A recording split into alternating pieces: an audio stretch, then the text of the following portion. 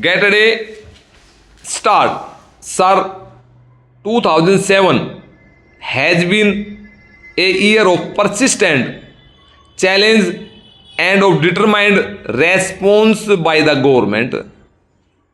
It has been a year of achievement in the face of great difficulties. Some difficulties were caused by disruptive forces within the country. Some difficulties by disruptive forces inspired from abroad, and some difficulties were caused by the weather. When in 1966-67 Indiraji launched the Green Revolution, she too was faced with similar difficulties, weather difficulties.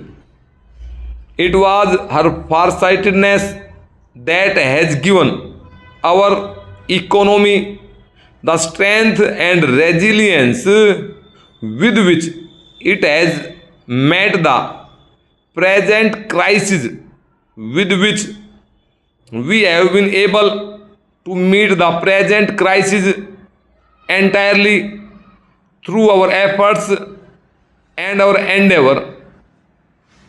We have not carried the begging bowl to anyone. We have not compromised on our freedom of action. At that time, Indiraji's strategy was opposed by many experts and technicians. It was opposed by certain myopic elements in the opposite benches. Indiraji prevailed because of her faith in the efforts of her Kisans, because of her confidence in the ability of her scientists, because of her trust in the performance of her extension workers. She assured farmers of the required inputs at reasonable prices despite the burden of subsidy on our economy. She gave the farmers remunerative prices as the cardinal principle of the new strategy. She nationalized the banks to give credit at the doorstep of the farmer. She initiated a system of countrywide procurement to stabilize the prices that the farmers would get.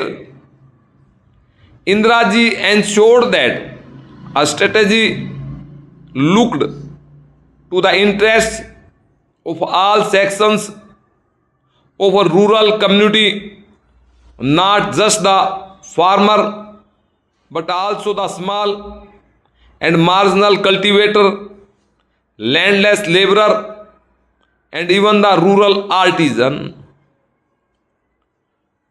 We doubled our output in 2 decades because of her integrated vision of rural India, her sympathy and understanding for each segment of a rural society, because of her assiduous attention to inputs, to costs and to subsidies.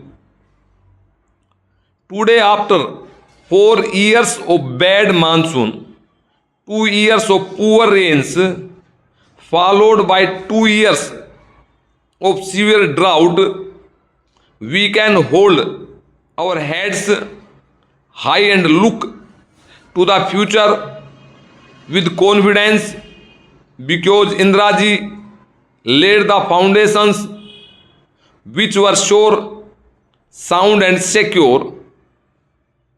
Our drive to maximize the Rabi output is meeting with encouraging success. We hope to limit the shortfall to 10%, but the problem is not entirely over. Para.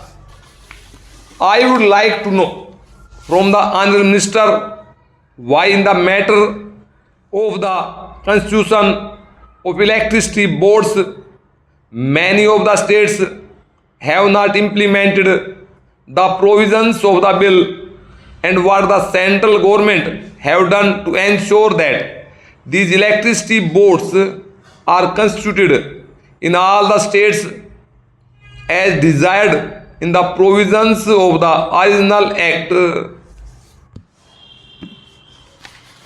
Perhaps it may have been the problem of taxation which some of the states may have in view while not proceeding with the constitution of the electricity boards, but whatever might be the reason, and even as far as this question of taxation is concerned, the central government may have to lay down some sort of subvention or such other assistance as is found necessary.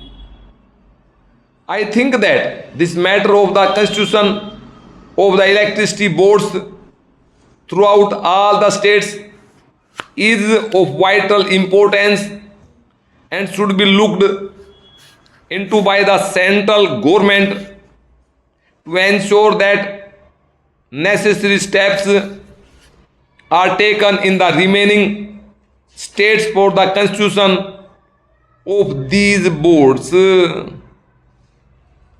I would now like to say something about the deferred taxation reserve, about which the Honorable Minister yesterday said that the amendment regarding this has been brought forward at the instance of the Federation of Electricity Undertakings.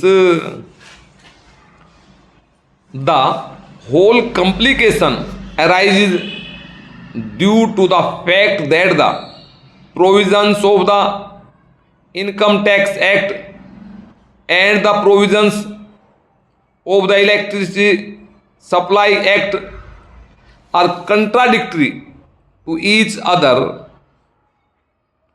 While the Income Tax Act, with an accelerated depreciation in earlier years, results in larger tax relief in the earlier period, and thereby the tax liability of the undertakings is deferred for a future period.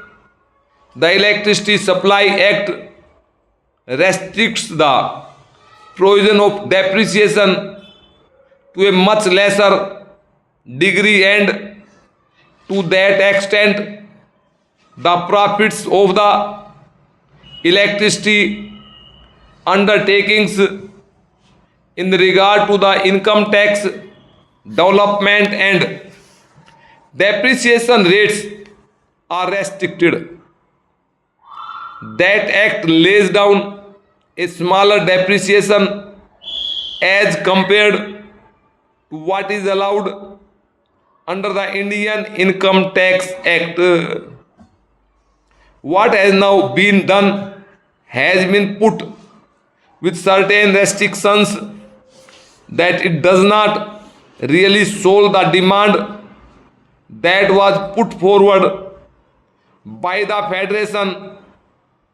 As a matter of fact, if the electricity undertakings should have been allowed to set aside that reserve for taxation liability for future years out of the profits which they earn year by year, out of the rate increase which they have put into force from time to time, that would have met the needs of the situation, but the clause as it has emerged would rather create more difficulties than solve them, and it has therefore been further represented to the minister by the Federation of Electricity